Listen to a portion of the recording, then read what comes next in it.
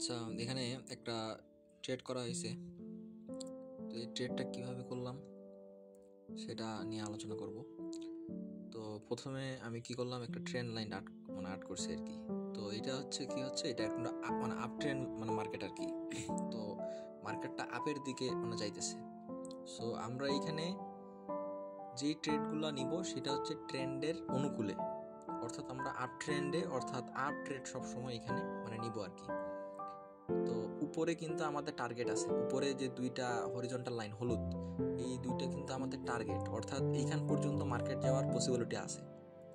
আর নিচের ট্রেন্ড লাইনটা যখন আমি দেখতেছি নিচের ট্রেন্ড লাইনটা ব্রেক করতেছে, সো ট্রেন্ড লাইন কিন্তু সাপোর্টের মতো নিচে কাজ করে আর কি। সো নিচে যদি ট্রেন্ড লাইনটা ব্রেক করে, আর ব্রেক করার পরে নিচে কোনো জায়গায় যদি পুশ আসে, অর্থাৎ বায়ার কর্তৃক যদি উপরের দিকে কোনো পুশ আসে, সেই জায়গাটা নির্ধারণ করে এবং সেই জায়গাতেই যদি তারপরের ক্যান্ডেলটা যদি স্টার্ট হয়, তাহলে ওইখান থেকে আমরা কি নিব, আপে ট্রেড নিব।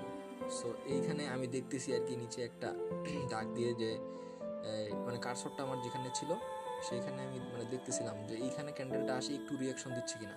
যখন ওখানে আসে ক্যান্ডেলটা একটু রিয়াকশন দিল, তখন কিন্তু আমি আপের জন্য এখানে ট্রেড নিলাম। যেহেতু ট্রেনটাকে ব্রেক করছে, সো ব্রেক করার পরে অবশ্যই একটা রিটেস্ট ক্যান্ডেল দেয়। সো সেই জন্য এই রিটেস্ট ক্যান্ডেলটা দেয়, সেজন্য এখানে আমি একটা কি করছি, ট্রেড করছি আর কি। সো দেখি ট্রেডটা আমাদের হয় নাকি।